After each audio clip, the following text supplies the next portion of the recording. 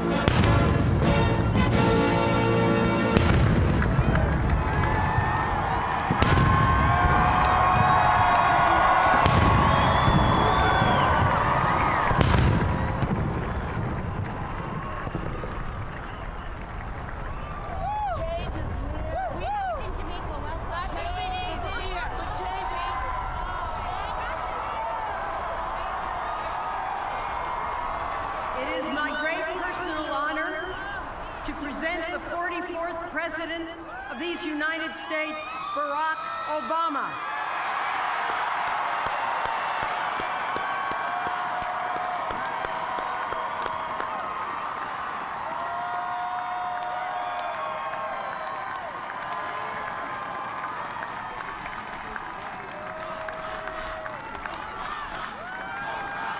Thank you. Thank you.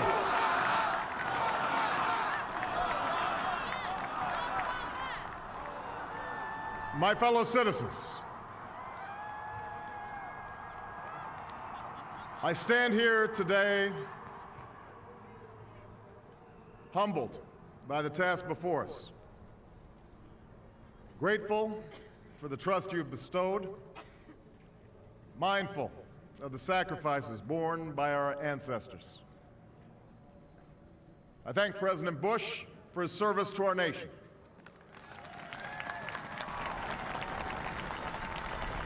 As well as the generosity and cooperation he has shown throughout this transition. 44 Americans have now taken the presidential oath. The words have been spoken during rising tides of prosperity and the still waters of peace. Yet, every so often, the oath is taken amidst gathering clouds and raging storms.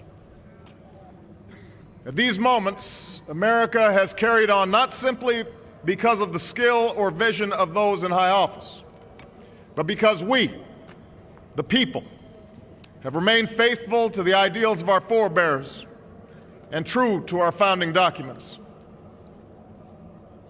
So it has been, so it must be with this generation of Americans. That we are in the midst of crisis is now well understood. Our nation is at war against a far-reaching network of violence and hatred. Our economy is badly weakened, a consequence of greed and irresponsibility on the part of some, but also our collective failure to make hard choices and prepare the nation for a new age. Homes have been lost, jobs shed, businesses shuttered. Our health care is too costly, our schools fail too many, and each day brings further evidence that the ways we use energy strengthen our adversaries and threaten our planet. These are the indicators of crisis, subject to data and statistics. Less measurable, but no less profound, is a sapping of confidence across our land. A nagging fear that America's decline is inevitable, that the next generation must lower its sights. Today, I say to you that the challenges we face are real. They are serious and they are many. They will not be met easily or in a short span of time. But know this, America, they will be met.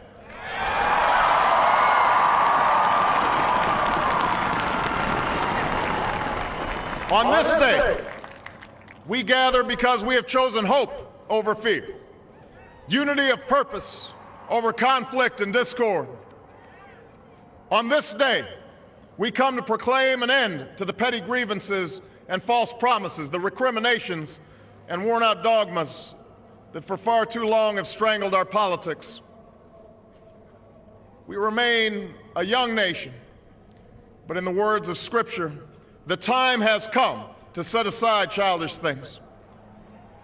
The time has come to reaffirm our enduring spirit, to choose our better history, to carry forward that precious gift, that noble idea passed on from generation to generation, the God-given promise that all are equal, all are free, and all deserve a chance to pursue their full measure of happiness.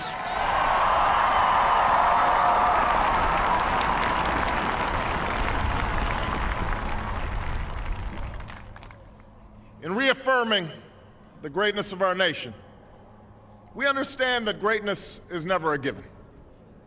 It must be earned. Our journey has never been one of shortcuts or settling for less. It has not been the path for the faint-hearted, for those who prefer leisure over work or seek only the pleasures of riches and fame. Rather, it has been the risk-takers, the doers, the makers of things, some celebrated, but more often men and women obscure in their labor, who have carried us up the long, rugged path towards prosperity and freedom. For us, they packed up their few worldly possessions and traveled across oceans in search of a new life. For us, they toiled in sweatshops and settled the West, endured the lash of the whip, and plowed the hard earth. For us, they fought and died in places like Concord and Gettysburg, Normandy and Khe Sanh. Time and again, these men and women struggled and sacrificed and worked till their hands were raw so that we might live a better life. They saw America as bigger than the sum of our individual ambitions, greater than all the differences of birth or wealth or faction. This is the journey we continue today. We remain the most prosperous, powerful nation on earth. Our workers are no less productive than when this crisis began. Our minds are no less inventive, our goods and services no less needed than they were last week or last month or last year. Our capacity remains undiminished, but our time of standing pat, of protecting narrow interests and putting off unpleasant decisions, that time has surely passed. Starting today, we must pick ourselves up, dust ourselves off, and begin again the work of remaking America.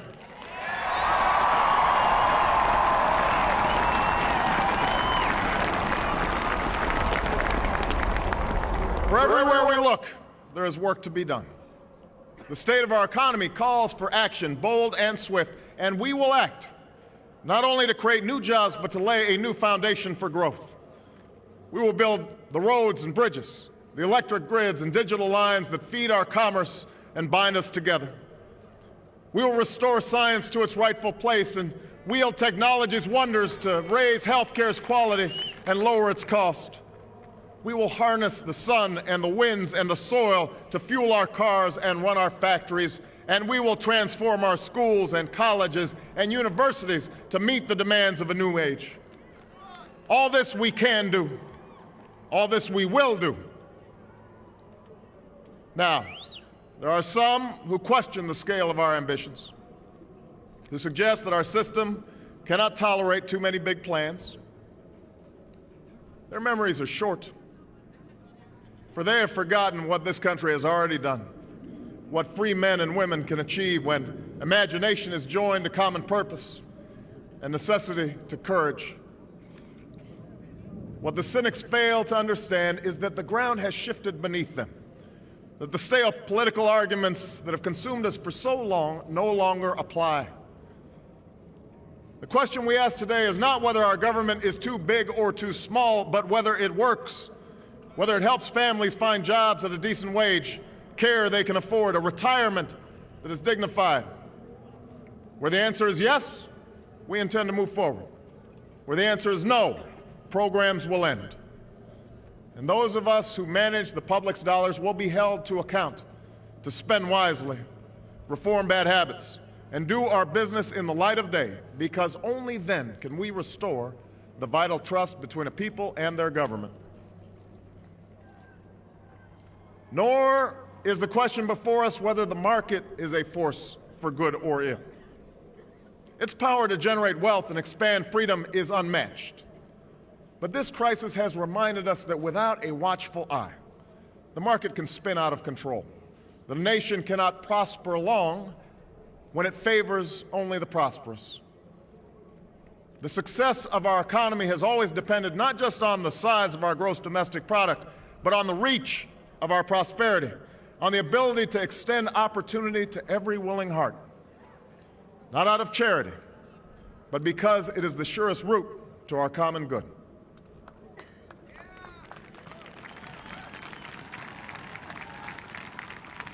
As for our common defense, we reject as false the choice between our safety and our ideals. Our founding fathers, faced with perils that we can scarcely imagine, drafted a charter to assure the rule of law and the rights of man, a charter expanded by the blood of generations. Those ideals still light the world, and we will not give them up for expedience' sake. And so, to all the other peoples and governments who are watching today, from the grandest capitals to the small village where my father was born, know that America is a friend of each nation and every man, woman, and child who seeks a future of peace and dignity, and we are ready to lead once more.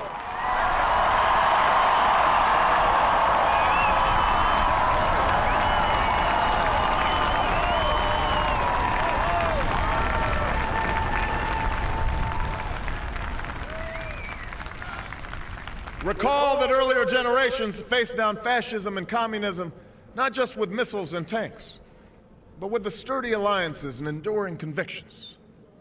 They understood that our power alone cannot protect us, nor does it entitle us to do as we please. Instead, they knew that our power grows through its prudent use. Our security emanates from the justness of our cause, the force of our example, the tempering qualities of humility and restraint. We are the keepers of this legacy. Guided by these principles once more, we can meet those new threats that demand even greater effort, even greater cooperation and understanding between nations. We will begin to responsibly leave Iraq to its people and forge a hard-earned peace in Afghanistan. With old friends and former foes, we will work tirelessly to lessen the nuclear threat and roll back the specter of a warming planet. We will not apologize for our way of life, nor will we waver in its defense. And for those who seek to advance their aims by inducing terror and slaughtering innocents, we say to you now that our spirit is stronger and cannot be broken. You cannot outlast us, and we will defeat you.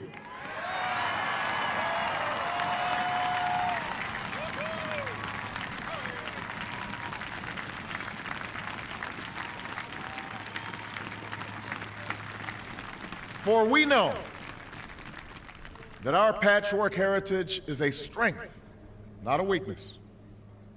We are a nation of Christians and Muslims, Jews and Hindus, and non-believers.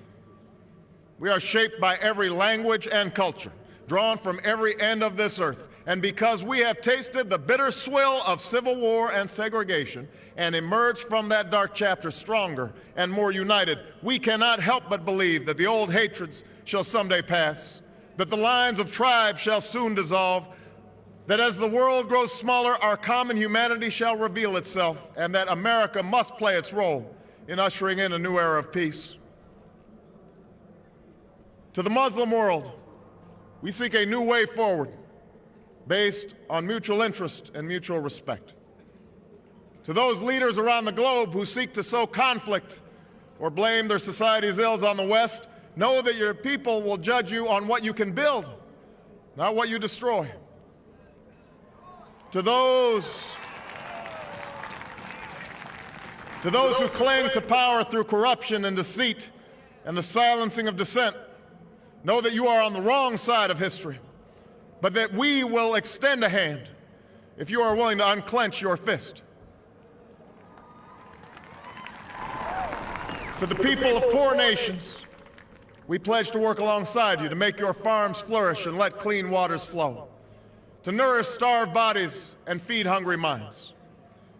And to those nations like ours that enjoy relative plenty, we say we can no longer afford indifference to the suffering outside our borders, nor can we consume the world's resources without regard to effect.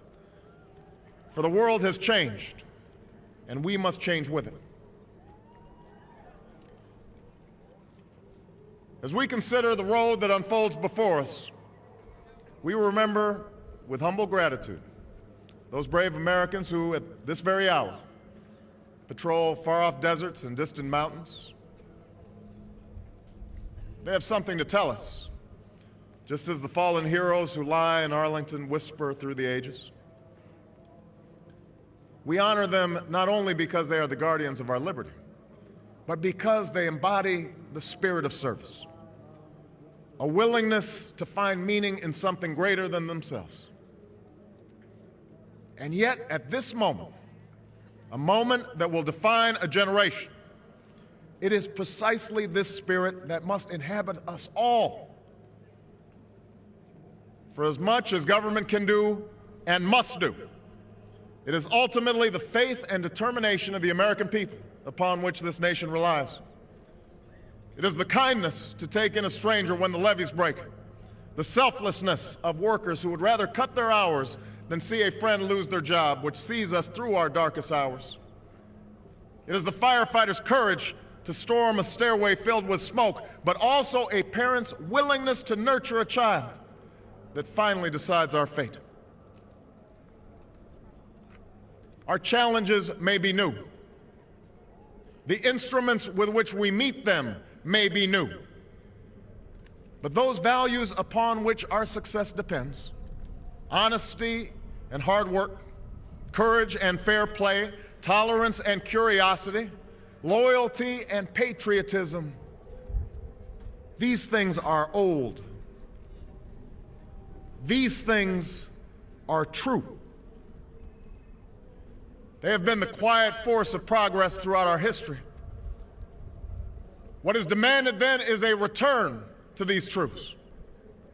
What is required of us now is a new era of responsibility, a recognition on the part of every American that we have duties to ourselves, our nation, and the world, duties that we do not grudgingly accept, but rather seize gladly, firm in the knowledge that there is nothing so satisfying to the spirit, so defining of our character, than giving our all to a difficult task.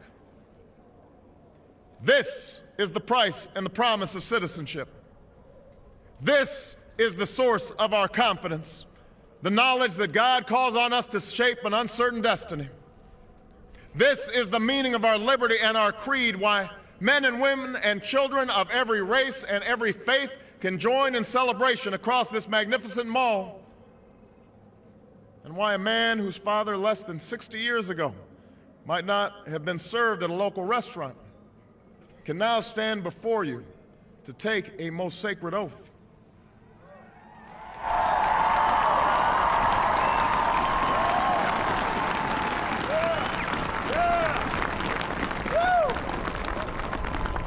So let us mark this day with remembrance of who we are and how far we have traveled.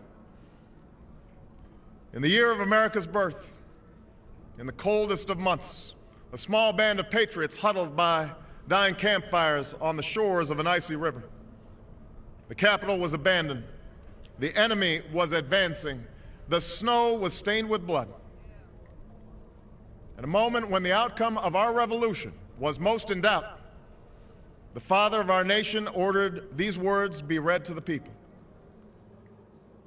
Let it be told to the future world that in the depth of winter, when nothing but hope and virtue could survive, that the city and the country, alarmed at one common danger, came forth to meet it. America, in the face of our common dangers, in this winter of our hardship, let us remember these timeless words. With hope and virtue, let us brave once more the icy currents and endure what storms may come. Let it be said by our children's children that when we were tested, we refused to let this journey end, that we did not turn back nor did we falter. And with eyes fixed on the horizon and God's grace upon us, we carried forth that great gift of freedom and delivered it safely to future generations. Thank you. God bless you. And God bless the United States of America.